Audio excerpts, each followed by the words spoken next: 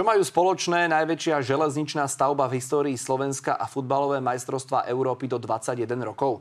Obe sa budú odohrávať v Žiline a ešte k tomu aj súčasne. Obrovský projekt Úzol Žilina mal byť do majstrovstiev hotový, no nebude. Pozreli sme sa na to, či to ovplyvní ich priebeh. Takúto rozsiahlu rekonštrukciu si Slovensko nepamätá. Z pôvodných 300 miliónov sa cena šplhá už k 400. Modernizuje sa takmer 50 kilometrov koľajísk naraz. Bude to v prvom rade vyšší komfort, vyššia rýchlosť a vyššia bezpečnosť. No ešte si musíme počkať. Momentálne sa hlavné práce robia priamo na trati. Robia sa nové železničné spodky aj zvršky. Demontujú sa pôvodné časti niektorých nástupišť priamo tuto na stanici v Žiline.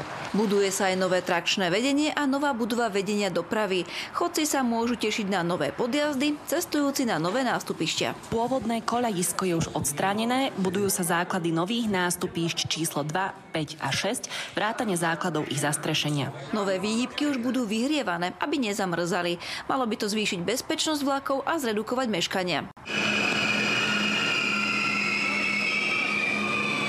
Stavbu čaká veľká skúška v júni, kedy sa v Žiline konajú futbalové majstrovstvá Európy do 21 rokov. Už teraz je ale jasné, že Úzol Žilina dovtedy hotový nebude. Ale tie podstatné časti stavby, ktoré sú podstatné pre práve tieto majstrovstvá, budú a respektíve už sú dokončené. To znamená hlavne tie nástupišťa a podchody. Súčasťou obrovského projektu je aj rekonštrukcia železničnej stanice a autobusového nástupišťa. Tu chýbajú už len drobnosti. Takzvaný mobiliár, to znamená odpadkové koše, smerové tabule, ale samozrejme aj lavičky budú dodané v najbližších mesiacoch. Po dokončení autobusového nástupišťa sa zhotoviteľ konečne pustí aj do dokončenia tohto nadjazdu, ktorý zostal ponad železničnú trať takto visieť nedokončený. Na základe sporov majiteľa pozemkov a nevysporiadania všetkých vecí okolo tá stavba mešká. Po dokončení nadjazdu sa výrazne odbremení doprava v celom meste.